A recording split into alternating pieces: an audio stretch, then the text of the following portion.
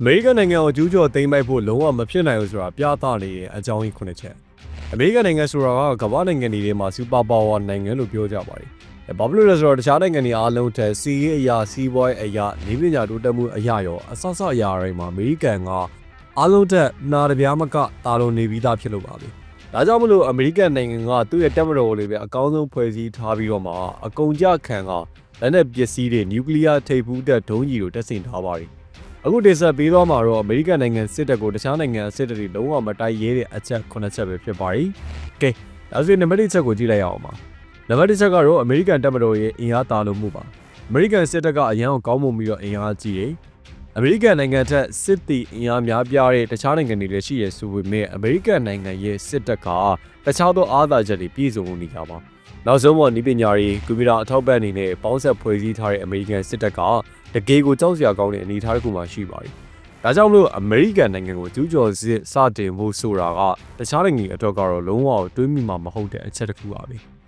လက်ရှိအချိန်ထိတော့ US ကိုကျူးကျော်ရေးမဲ့နိုင်ငံကမ္ဘာပေါ်မှာမရှိတော့သေးပါဘူး။ဒါအပြင်မှာတခြားနိုင်ငံတွေမှာပါအမေရိကန်ကသူတို့ရဲ့တပ်ဖွဲ့စကန်တွေကိုချထားပါတယ်။ဒါကြောင့်မလို့တခြားနိုင်ငံတွေအနေနဲ့လည်းအမေရိကန်ကိုရန်စားဖို့ဆိုတာကမဖြစ်နိုင်တော့ပါပဲ။ဒါပြောမှာအမေရိကန်စစ်တပ်မှာနျူကလ িয়ার လက်နက်တွေလည်းပိုင်ဆိုင်ထားတယ်။ဒုတိယချက်ကတော့အမေရိကန်နိုင်ငံရဲ့ area ဟာအလုံးကိုကြီးမားပါတယ်။အမေရိကန်နိုင်ငံကိုကျူးကျော်ဖို့မဖြစ်နိုင်တဲ့ဒုတိယချက်ကတော့ကျေပြောလာတဲ့နိုင်ငံပိုင်တဲ့နေမြေကြောင့်ပဲဖြစ်ပါတယ်။အမေရိကတိုက်ကစတူဒန်ကီလိုမီတာတန်ပေါင်း9.834အထိကိုကျေပြတ်ပါတယ်။အဲ့လိုကျေပြောလာတဲ့နိုင်ငံကိုသိမ်းပိုက်ဖို့ဆိုတာကလည်းစစ်တီအင်အားအများပြားရှိမှဖြစ်တာမလို့မဖြစ်နိုင်တဲ့ကိစ္စတစ်ခုပဲဖြစ်ပါတယ်။နောက်တစ်ချက်ကတော့အမေရိကန်နိုင်ငံရဲ့ပထဝီဝင်အနေအထားကြောင့်ပါအမေရိကန်နိုင်ငံတည်ရှိနေတဲ့မြေမျက်နှာသွင်းမြေပထဝီအနေအထားလည်းပဲလုံခြုံစိတ်ချမှုအတွက်အထောက်အကူဖြစ်နေပါတယ်အမေရိကန်နိုင်ငံရဲ့အရှေ့နဲ့အနောက်ကိုသမုဒ္ဒရာတွေကကာယံထားပါတယ်ပစိဖိတ်သမုဒ္ဒရာမြောက်အတ္တလန်တစ်စတဲ့သမုဒ္ဒရာကြီးတွေကကာယံပေးထားတာမလို့ဒီနေရာတွေကိုဖြတ်တန်းလာပြီးတော့လာရောက်ကျူးကျော်ဖို့ဆိုတာကလုံးဝမဖြစ်နိုင်တဲ့ကိစ္စတစ်ခုပဲဖြစ်ပါတယ်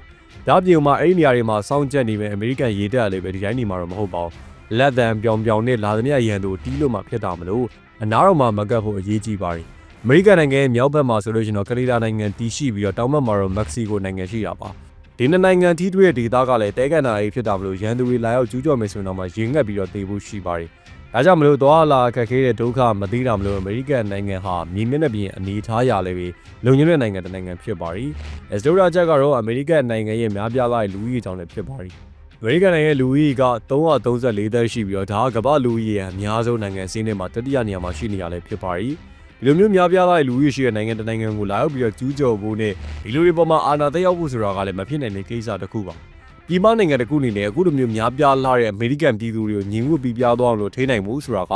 တွေးကြည့်ုံနေလည်းမဖြစ်နိုင်မှသိသာစေပါတယ်။နောက်တစ်ချက်ကတော့အမေရိကန်နိုင်ငံရဲ့နည်းပညာအမခံတိုးတက်မှုနဲ့တည်ထွေမှုတွေကြောင့်ဖြစ်ပါတယ်။ကမ္ဘာနည်းပညာအထုံးကားဆုံးနိုင်ငံတွေရဲ့စီးရင်ကိုကြည့်လိုက်မယ်ဆိုလို့ရှိရင်တော့အမေရိကန်နိုင်ငံကဥဆောင်နေအောင်တွေ့နိုင်မှာဖြစ်ပါတယ်။ဒါပြောမှဒီလိုနောက်ဆုံးပေါ်နည်းပညာတွေကိုအမေရိကန်စစ်တပ်မှတက်ဆင်ထားပြီးလည်းဖြစ်ပါတယ်။သူတို့ဂိုင်ဆောင်ထားတဲ့လက်နက်တွေပြီးတော့စစ်ဘက်သုံးရင်းတွေရန်တရားတွေအားလုံးကိုခင်ဗျနောက်ဆုံးပေါ်နည်းပညာတွေနဲ့ပူးပေါင်းကထိန်းချုပ်ထားခြင်းဖြစ်ပါတယ်။ဒါပြောမှကမ္ဘာပေါ်မှာနာမည်ကြီးတဲ့နည်းပညာကုမ္ပဏီတွေကလည်းပဲအမေရိကန်နိုင်ငံမှာအခြေချနေထိုင်ကအမေရိကန်နိုင်ငံအစိုးရအတွက်ထောက်ပံ့ပေးနေကြတယ်။လူမျိုးများပြားလာတဲ့ခေတ်လိုနည်းပညာကုမ္ပဏီတွေကနေပြီးတော့အမေရိကန်နိုင်ငံဟာအကျိုးမြတ်တွေရနေတာဖြစ်ပြီးတော့နိုင်ငံရဲ့စီးပွားရေးတောင်တမှုကလည်းပဲအမှန်ကန်ဖြစ်လာပါတယ်။ကမ္ဘာကြီးကလည်းပဲနည်းပညာနဲ့ပတ်သက်လာမယ်ဆိုလို့ရှိရင်အမေရိကန်ဘုံမှာမီခိုနေရဖြစ်တာကြောင့်မလို့တကယ်ကိုပြည်စုံနေတဲ့နိုင်ငံတစ်နိုင်ငံပါ။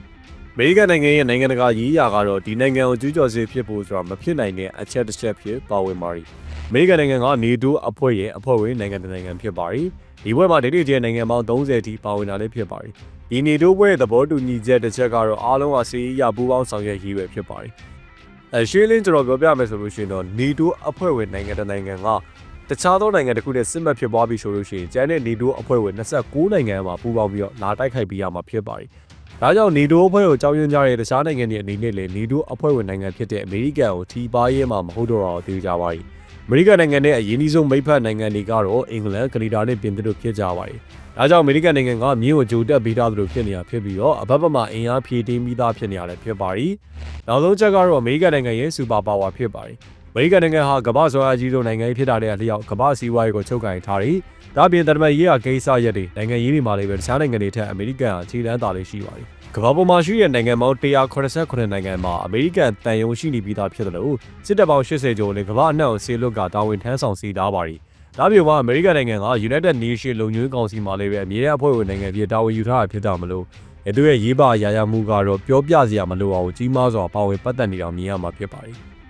ကမ္ဘာပေါ်နိုင်ငံတိုင်းလိုလိုကအမေရိကန်နိုင်ငံပေါ်ကိုတနည်းမို့တနည်းနဲ့မီဖိုနီယာဖြစ်တာမလို့တခြားနိုင်ငံအနေနဲ့လည်းအမေရိကန်ကိုလှန်မှုဆိုတာကစဉ်းတော်မစဉ်းစားရတဲ့အရာပဲဖြစ်ပါတယ်ကဲဒါရီကတော့စူပါပါဝါနိုင်ငံကြီးတောင်မှအယိုသေးပေးကြတယ်နမီတော်စူပါပါဝါနိုင်ငံကြီးဖြစ်တဲ့အမေရိကန်ပဲဖြစ်ပါတယ်အစိုးရနားဆင်ပေးမှုတအားလုံးအကျေးဇူးအထူးပဲတင်ရှိပါရခင်ဗျာ